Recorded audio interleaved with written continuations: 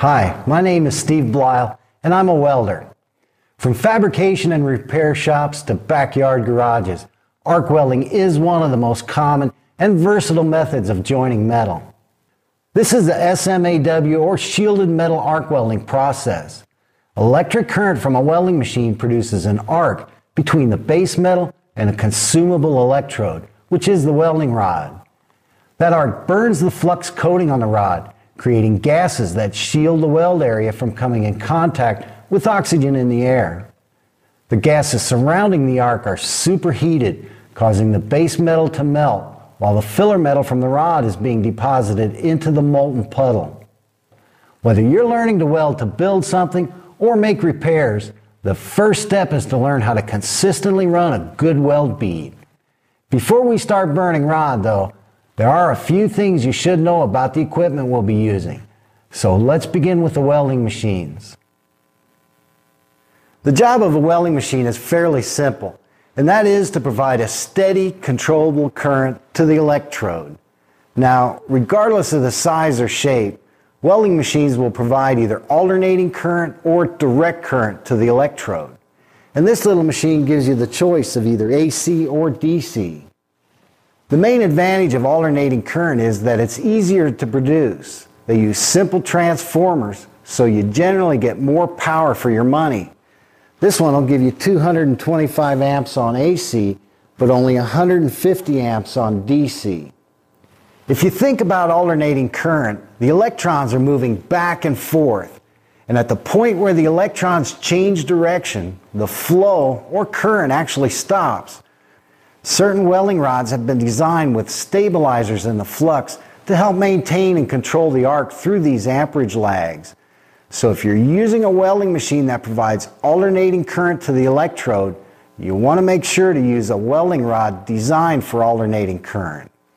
Most welding shops and professional welders use machines that provide direct current to the electrode. And in my shop, I use a 250 amp DC machine.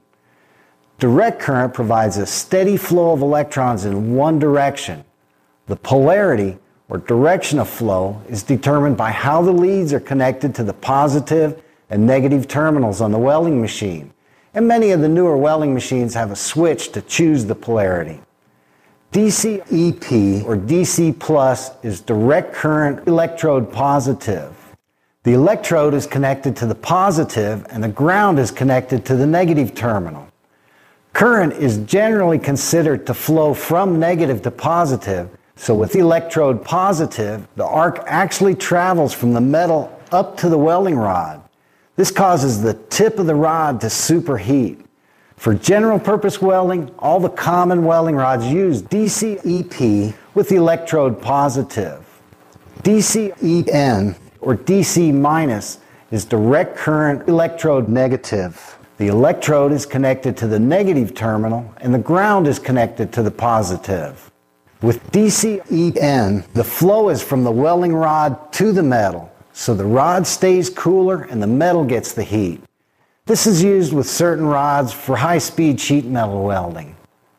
When you're starting out, you'll probably be welding with a machine that's put in front of you. And basically, if it's in proper working condition, you can weld with it.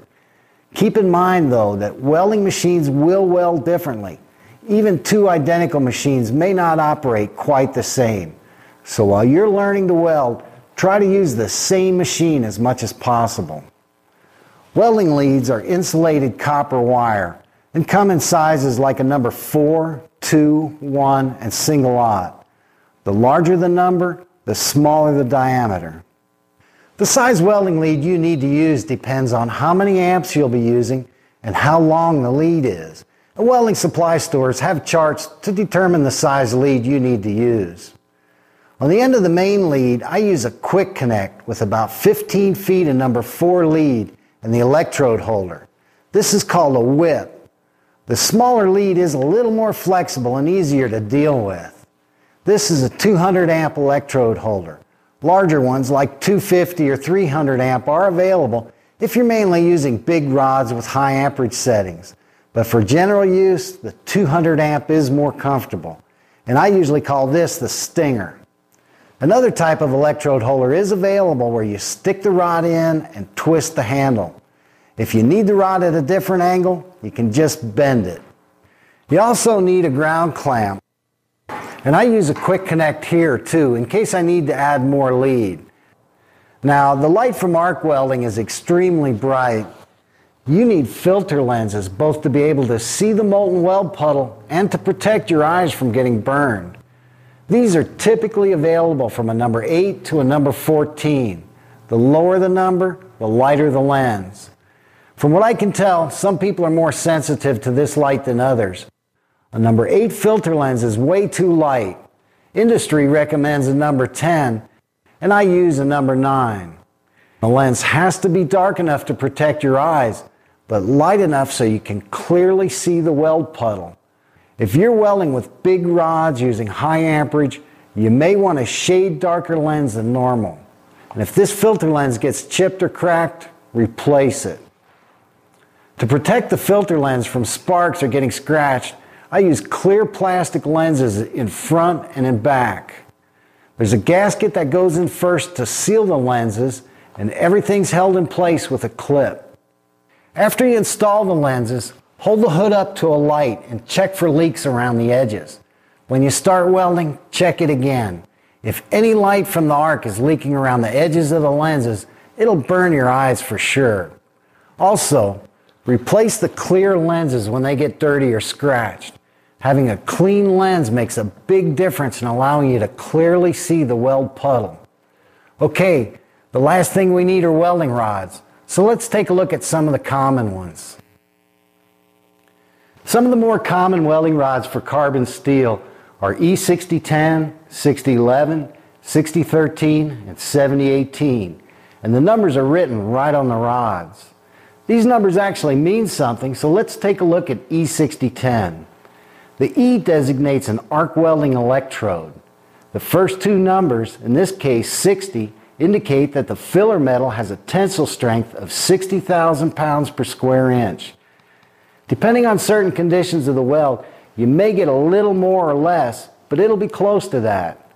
The 70 and 7018 indicate 70,000 pounds per square inch. So the first two numbers indicate tensile strength, and tensile strength is the force it takes to pull it apart. The third number indicates the position the rod can be used in.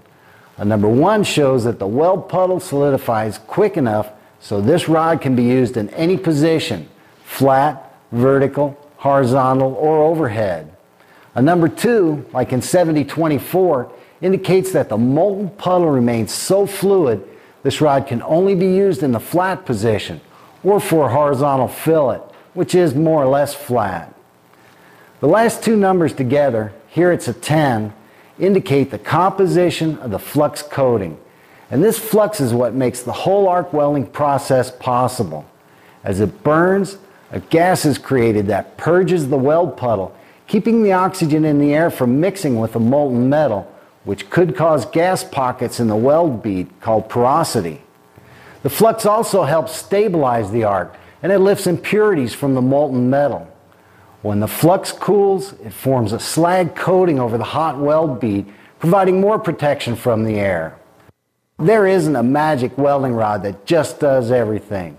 You may find one that you like to use, and that produces good results.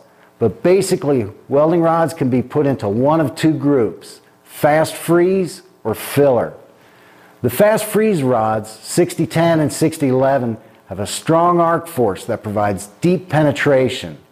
A light flux coating makes the molten weld puddle clearly visible, and the weld puddle solidifies relatively quick, leaving distinct ripples in the finished weld bead. Filler rods, 6013, 7018, and 7024, don't penetrate as deep. They build up weld bead. A heavier flux coating covers the weld puddle, keeping it more fluid, allowing for a smoother finished weld bead. So where exactly do you use these different welding rods? 6010 is used strictly on DC plus and 6011 on AC or DC plus. The strong arc force of these rods can blow off rust and paint, making these a good choice for repairs or modifications where the metal can't be completely cleaned. Also, these rods are often used as a first pass to provide deep penetration or to fill gaps in fit-ups that are less than perfect, then covered with a filler rod. 6013 was actually designed for high-speed sheet metal welding on DC-, but these rods can also be used on AC or DC+ for general purpose welding and light fabrication. With stabilizers in the flux, 6013 is probably the easiest of all the rods to use, and it produces a smooth finished weld bead. 7018 is a low hydrogen rod with iron powder in the flux. It's generally used on DC+, and an AC 7018 is also available. These produce the highest quality welds and were developed for situations where there's extreme stress on the weld joint. It can be used to weld some of the harder low alloy steels on cast steels, and when making heavier welds, the low hydrogen characteristics prevent the weld from cracking because of the expansion and contraction of the metal. Iron powder in the flux provides a high filler metal deposit rate, which means you can put more metal down faster. 7018 produces a smooth finished weld bead, but does require clean metal and a well-prepared joint. 7024 was used extensively in fabrication before wire feed. A heavy flux coating produces an extremely smooth weld bead, but these rods do require clean metal and a slightly higher amperage setting. 7024 can be used on DC+ or AC, and the 2 does indicate that this rod can only be used in the flat position. 6010, 6011, 6013, and 7018 are common rods and should be available everywhere. There are other welding rods, and they'll either be a fast freeze or a filler, with a different tensile strength, a slightly different flux covering, and usually designed for a specific purpose. Now, each of these rods has distinct characteristics, but there are some basic fundamentals that are common to all of arc welding. We'll start with the fast freeze type rods because the light flux allows you to see the molten weld puddle clearly. The fast freeze rods 6010 and 6011 are similar, and the same techniques can be used with either one. 6010 on DC+ might freeze or solidify a little quicker. 6011 with either AC or DC+ may be a little easier to use because of the stabilizers in the flux that help maintain the arc. Let's start by watching a weld, and I'll try and describe what to look for. After scratching the rod against the metal to make contact, the tip is held about 1/8 of an inch or 3 millimeters off the surface. This creates a gap for the arc to cross, and that's where the bright light comes from. While you're welding, don't watch the light. Look past it, through the smoke and sparks, and focus on the molten puddle of metal behind the rod. Welding takes a little practice, but it's not very difficult. Let's go through this step by step. First of all, you need to pay attention. This is ready to go. Anytime the tip of the rod touches the metal, it will arc. Okay, you want to get comfortable. Welding rods burn for about a minute, and it's a long ways out to the tip of the rod. So get comfortable and relax. Rest your arm on the table and use both hands on the stinger so you can be as steady as possible. When you're all set, either reach up and flip your hood down, or you can adjust the knobs on the side to flip the hood down with a nod. Starting the arc is like lighting a match. Drag the rod right against the metal. When it lights, bring the tip up and move back to the start. A scratch start gets the flux burning, forming the gases that purge air away from the molten puddle. To avoid leaving arc burns all over the metal, try to scratch right where you intend to weld. I usually hold the stinger with my thumb on the release lever. If the rod ever sticks, just open the stinger, then go back and break the rod off. If you're relighting a rod, the flux may be broken off a little at the tip. A scratch start will burn off that tip before you start depositing metal. Once the rod is burning, you need to start the puddle, giving the molten filler metal a little extra time to fuse to the base metal. This doesn't take long, only 2 or 3 little circles. Also, as the weld progresses, the base metal will heat up, causing the molten puddle to spread out. Start the puddle wide enough to keep the weld bead a uniform width. During the weld, the tip of the rod is held up off the metal. This is called the arc gap. Having control of this arc gap is one of the first and may be the most important thing you need to learn. As you're moving along to build weld bead, the rod is being consumed, so you also have to be moving in. And the whole time you need to maintain a constant, uniform gap between the tip of the rod and the base metal. If the tip of the rod is jammed right down on the metal, the arc doesn't have time to heat up the base metal. The weld bead kind of squirts out the back, not tying in well on the sides. If the arc gap is too long, the arc itself can jump around. Penetration will vary and you lose control of how the filler metal is deposited. Maintaining a constant arc gap is the first step to controlling the molten puddle and producing a uniform weld bead with consistent penetration. The better you learn to control that arc gap, the better you'll be able to weld. When the arc crosses the gap, it melts the base metal, forming a molten puddle. That arc stream also carries the filler metal from the rod into the puddle. This is a 60-10 weld bead that I pulled out of quickly. The leading edge of the puddle was actually below the surface of the metal. The strong arc force of 60-10 and 60-11 penetrates deep into the base metal and pushes the molten puddle back, building up weld bead. While you're welding, watch the sides, right where the weld buildup meets the surface of the base metal. For building up weld bead, either a circular or zigzag motion is commonly used. With a circular motion, as you ease the puddle over, watch the edge. When you bring it across, watch the weld buildup, then the other side, and just ease the puddle around and around. A side-to-side or zigzag will produce nearly the same weld bead. Watch the outside edge, the weld buildup, and the outside edge every time you cross. Something you want to keep in mind is that molten metal will follow the heat. Whenever you move the puddle across, while you are adding filler metal from the rod, molten metal is also following from the side. If enough metal isn't put back there when you come around again, you'll leave undercut. Undercut is a void or groove along the edge of the weld bead that's below the surface of the base metal. You can avoid this by always watching the outside edges to make sure the puddle is filling in and tying in at the surface. There's an arc force at the end of this rod that we can use to help manipulate the weld puddle by angling the rod. Think of it more like pushing the puddle instead of dragging it. Generally speaking, the straighter up and down you hold the rod, the less weld buildup. As you angle the rod, the more the weld bead will stack up. When the rod is held straight up and down, all the heat is concentrated right under the rod, and the arc force drives the puddle down.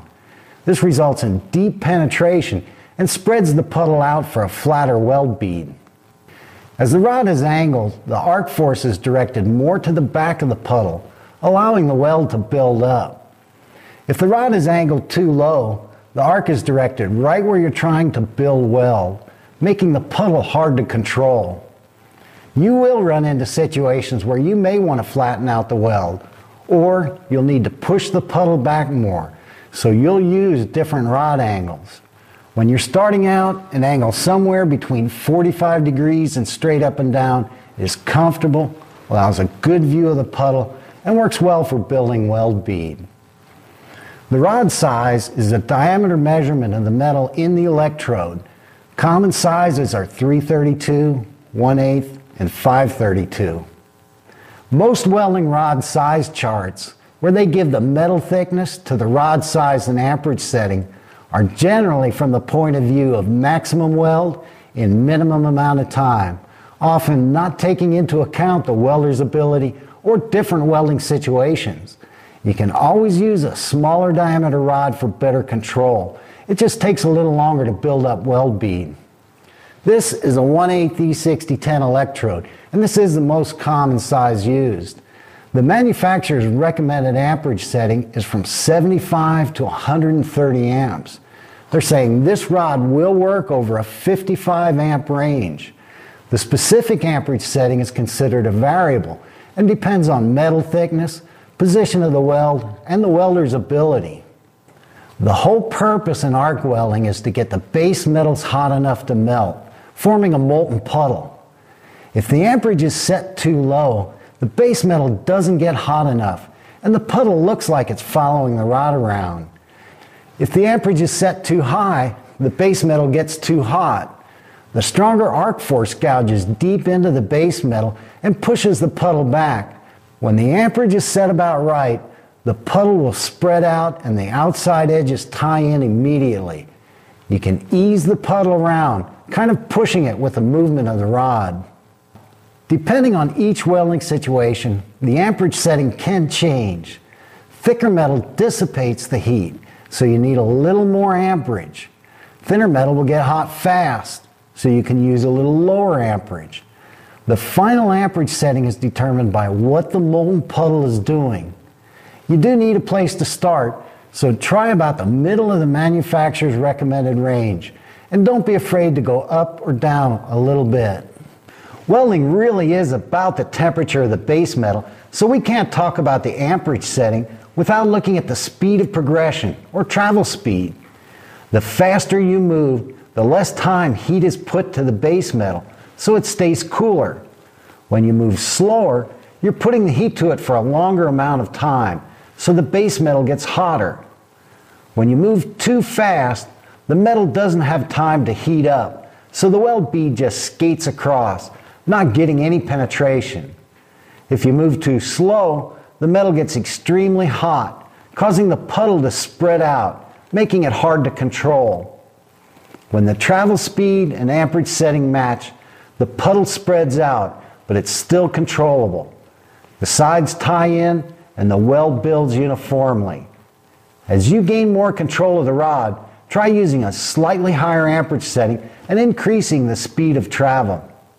The higher amperage setting provides better penetration and a smoother finished weld bead. Try to weld as hot as you can control the molten puddle. To finish a weld bead, add a little extra metal before you pull out, to avoid leaving a crater that's below flush with the surface of the base metal. Circle the rod once or twice, then bring the rod up and back over the weld. While different rods may not look quite the same, these are the basic steps for all the welding rods. Scratch to get the arc going. Start the puddle wide enough to keep the weld a uniform width. Maintain a uniform arc gap with an amperage setting high enough to let the puddle spread out.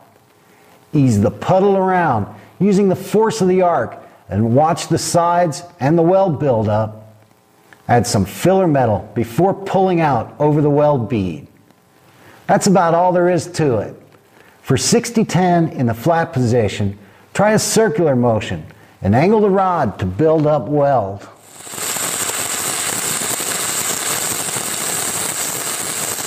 Watch the molten puddle, not the light. Keep the circles tight for a smoother weld bead.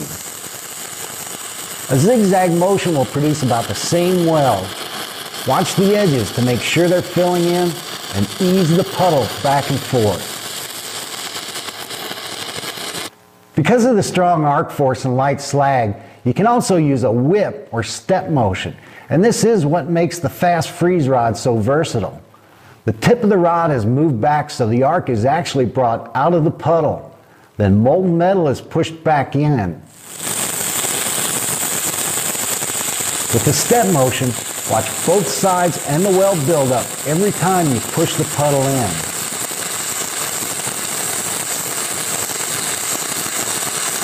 This kind of rod movement can be used for deep penetration by digging down on the backstroke, then filling the gouge in. On thinner metals, where you don't need a lot of penetration, you can puddle, then long arc to let the weld bead cool, and puddle again. The thinner the metal, the faster this goes. The step motion can also be used to fill gaps in poorly fit joints. Keep the rod deep in the gap and bring it back, allowing the metal to cool. Then push a little more metal in to fill the gap and let it cool again. The step motion may not always look real slick, but it's usually covered with another pass. So far, we've been welding in the flat position. For a vertical with 60-10, you can run either uphill or downhill. Downhill is easier, but there's less penetration and weld buildup. Because heat rises, you're welding away from the heated metal, so you can use a slightly higher amperage setting. Watch the sides and the weld buildup. Try a circular, zigzag, or step motion and angle the rod up a little so the force of the arc helps hold the puddle up. With a circular motion, keep a steady arc gap and ease the puddle around. Move fast enough to stay ahead of the molten puddle. If the puddle wants to drip down, try moving faster, or maybe even a slightly higher amperage setting. When you weld uphill, you'll be welding into the heated metal, so turn the amperage down a little. Angle the rod up so the force of the arc doesn't blow the puddle out. An uphill weld really gouges into the base metal, making undercutting a potential problem. So pay particular attention to the sides of the puddle and watch the weld buildup underneath the rod. If the base metal gets too hot, the puddle may fall out, or you might burn a hole right through the metal. Mess with the amperage setting and your travel speed until you can carry that puddle right uphill. A horizontal weld is a cross, and you want to angle the rod to push the puddle up. Keep the rod nearly perpendicular to the metal or angle into the weld a little bit. If you angle the rod too far, the arc force can blow the puddle out. Using a circular motion, keep a steady arc gap and just ease the puddle around. Every time you bring the rod down, the molten metal will follow the heat. Make sure you push the puddle up and watch the top side. If the bead is wanting to sag down, try a faster travel speed to keep the base metal cooler. That leaves us with overhead, straight up and down. Overhead is about the same as welding flat, just a little more awkward. The real challenge is to find a comfortable position so you can keep the rod steady. Your welding hood should have an adjuster to help hold it up, so you don't have to bend your neck back so far. Now, believe it or not, the molten puddle doesn't want to fall out. Unless you blow it out with the arc force, the molten metal wants to stay with the heat. It likes the heat. Hold the rod nearly straight up and down or angled slightly in the direction of travel, away from the weld.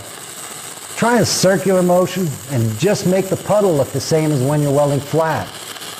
All the sparks will be coming your way, so wear protective clothing like a leather coat, some good gloves, and I like to cover my ear with a hat. Getting burned is a little distracting when you're trying to run a good weld bead. 60-10 and 60-11 won't give you a smooth finished weld bead, but they do provide deep penetration in weld joints and when making repairs. 60-13 welding rods were developed for welding sheet metal on DC-. The rod is held perpendicular to the metal with a tight arc, and the travel speed is as fast as you can go without having the weld bead skip. Today, 60-13 is more often used for general purpose welding with AC or DC+, and it is a good rod for the small, low amperage welding machines. One of the first things you'll notice about 60-13 is that there's a heavier slag coating on the weld bead. The slag even covers the top edge of the weld puddle. This keeps the puddle more fluid, helping to produce a smoother, finished weld bead. Typically, 60-13 is available in 332, 1/8, and 532. 1/8 is the most common size used, and try starting with an amperage setting around 130 amps on AC or 115 amps on DC. Because of the slag covering, the differences in the appearance of the weld are a little more subtle, but when the amperage is set too low for the situation, the puddle will follow the rod around, taking longer to tie in on the sides. The heavier slag may even interfere with the arc. If the amperage is set too high, the molten puddle and slag are extremely agitated and remain molten longer. When the amperage is about right, the weld puddle spreads out, tying in and moving easily with the motion of the rod. In the flat position, you can run straight or try a little side-to-side motion. Angle the rod somewhere between 45 and 90 degrees to build up weld bead. Scratch start the puddle, and maintain a short arc gap, even to the point of lightly resting the tip of the rod on the metal. Watch the puddle. The slag covers the top edge, but you can still get an idea of the weld buildup. Watch the sides to keep the weld bead straight, and just ease the puddle side to side.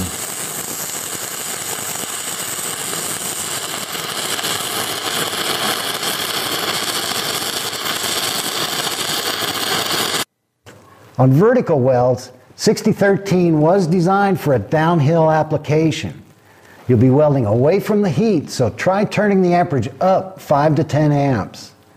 Angle the rod up so the force of the arc helps hold the puddle up.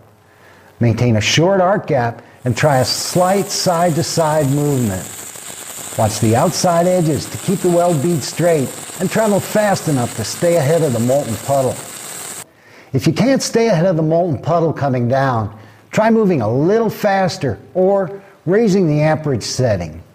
For more weld buildup on heavier metal, 6013 can be run uphill. Start by turning the amperage down 5 to 10 amps. Try using a side-to-side motion, moving up fast enough to keep the puddle from dripping down. Make sure the sides are filling in to avoid leaving undercut. To make a horizontal weld, angle the rod up to help push the puddle up. Keep the rod nearly perpendicular to the metal or angled back into the weld just a little.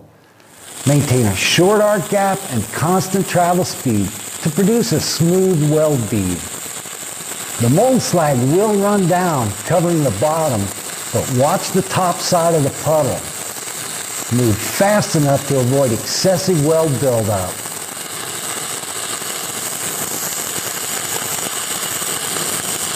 While you're learning to weld horizontally, don't try to carry too much metal. Keep the weld bead small.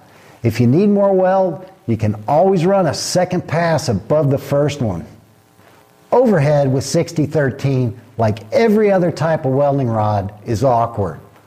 Hold the rod straight up, or, because of the mild arc force, you can angle it back into the weld a little bit, and try a slight circular motion. The heat of the weld is going straight up, right where you want it. So if you can get in position to maintain a short arc gap and uniform travel speed, overhead will produce a good weld. 6013 is the favorite rod in many home shops. They're easy to light, they maintain the arc, and produce a good-looking finished weld bead. 7018 produces an extremely high-quality, good-looking weld bead. This is the rod to use for heavier fabrication and repair or any situation where there's stress on the weld joint. These rods rely on a heavy slag coating to protect the molten weld puddle from coming in contact with oxygen in the air. This heavy slag makes 7018 run a little different than the other rods we've looked at. With the fast freeze rods, 6010 and 6011, the molten metal in the weld puddle is completely visible. Slag covers the top edge of the molten puddle with 6013, but the filler metal and slag solidify pretty much at the same time. With 7018, the entire weld puddle is covered by molten slag. The filler metal actually solidifies underneath, while the slag stays molten on top. If you keep in mind that what you see is molten slag and understand what the metal is doing underneath, 7018 is fairly simple to use. And even though the metal is solidifying underneath, watching the molten slag behind the rod will give you an idea of the weld buildup. 7018 is a little more sensitive to arc gap and rod movement. Make sure you're comfortable so you can be as steady as possible. A scratch start will get the flux burning before you deposit any metal. If you're relighting a rod, there's usually slag covering the tip. You may have to bump the rod to break that slag, then scratch to get going. Once the rod is lit, start the puddle. Besides tying in and getting started wide enough, this gives a little extra time for the gases to cook out of the molten puddle. If you move too quick, gas pockets may cause voids in the weld bead called porosity. Most times they're not even visible until you grind into the weld bead. Porosity can also be caused by welding on metal that's rusted, painted, or has any contaminants on it like oil or grease. 7018 does require clean metal. After the puddle is started, try a little side-to-side motion, maintaining a constant short arc gap. In some situations, you can even lightly rest the rod on the metal. With a mild arc force and slag covering the puddle, you do want to avoid letting the rod burn up or pulling the rod away from the metal. You don't want to let that slag cool, so keep the arc in the puddle. The typical rod sizes are 332, 1/8, and 532. Because the flux contains iron powder, which deposits more metal in the weld puddle, 7018 requires a little higher amperage, and these settings may vary up or down depending on metal thickness, weld position, and your ability to control the movement of the rod. With molten slag covering the entire puddle, you depend more on how the puddle acts than how the puddle looks. If the amperage is set too low for the conditions, the puddle won't spread out, taking longer to tie in on the sides. The rod might stick or go out. If the amperage is set too high, the puddle is agitated and extremely fluid. Little balls of metal might dance off to the sides, causing excessive weld spatter. When the amperage is about right, the slag solidifies back from the rod. The sides tie in and you can ease the puddle side to side. Here again, as you gain control of the arc gap, rod movement, and travel speed, you'll find that 7018 runs easier and cleaner with the amperage set a little to the hot side. The angle of the rod not only affects how the filler metal is deposited, but how the molten slag will behave. If the rod is held straight up and down, the slag can get in front of the weld puddle. If the rod is laid too far down, the flux coating won't burn evenly and the rod may stick. When the rod is angled between 45 and 90 degrees, the slag is forced back where it belongs, over the molten filler metal. Welding in the flat position is fairly simple. Remember to relax, get comfortable, and use 2 hands on the stinger. Try to maintain a short arc gap and constant travel speed. Watch the outside edges of the puddle to make sure they're fusing and staying even. Look behind the rod for an idea of the weld buildup. In the flat position, even 532 rods are fairly easy to control if your welding machine can produce enough amperage and there's plenty of metal to carry the heat. For a horizontal, we'll be welding across. If you're just starting out, try using a 332 rod.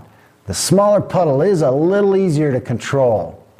Normally, I weld from left to right because I can see the puddle better. For 7018 in a horizontal, I move from right to left. You can weld in either direction, whichever is more comfortable. Angle the rod up and back into the weld a little.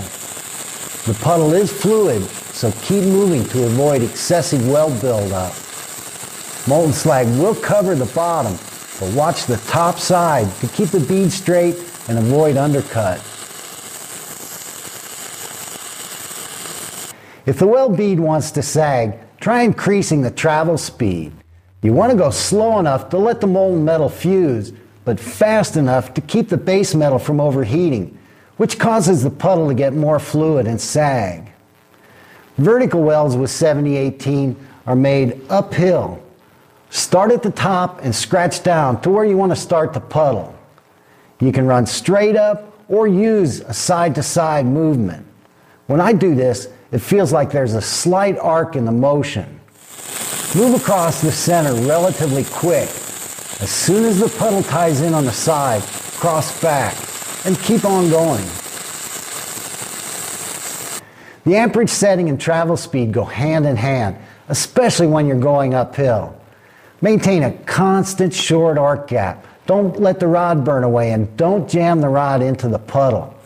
As you gain experience, you can carry more metal, but try starting out with a 332 rod and keep moving. You don't want the base metal overheating, which is the main reason the puddle falls out. Overhead with 7018 produces an excellent weld. The heat is going right where you want it. Try about the same amperage you'd use for welding flat and hold the rod nearly straight up and down or angled slightly into the weld. You can run straight or try a little side-to-side motion to carry more metal. And you can carry quite a bit of metal overhead. Get comfortable and be creative if you have to. When you can control the rod movement, that metal will stay up there. However, because the slag remains molten longer, the slag can drip. I usually wear a leather welding jacket for overheads. You will be right underneath the weld. 7018 takes a little more practice, but it's well worth the time to learn how to use this rod. Well, that's about it. I hope I've given you an idea of what to do and what to look for to run good weld beads. As you're welding, concentrate the whole time you're burning that rod and focus on the molten puddle. Do whatever it takes to make that puddle do what you want it to do. There isn't anything automatic about arc welding. You need to put that metal where it belongs and learn to see the weld as it's going in. When you're done, inspect every weld you make. If what you did worked, do it again. If it didn't work, try something different. A smooth, uniform weld bead will come with practice, but you do want the sides of the weld to be tied in nicely to the base metal. If the sides aren't tied in, you may be moving too fast, jamming the rod into the puddle, or running too low of an amperage setting. Moving too slow will overheat the base metal. Long arcing will produce an inconsistent weld bead with excessive spatter. Everybody welds a little different, so watch other welders if you get the chance and develop a style and rhythm of your own. Practice with different types and sizes of rods, and remember, arc welding is about making one good weld bead at a time.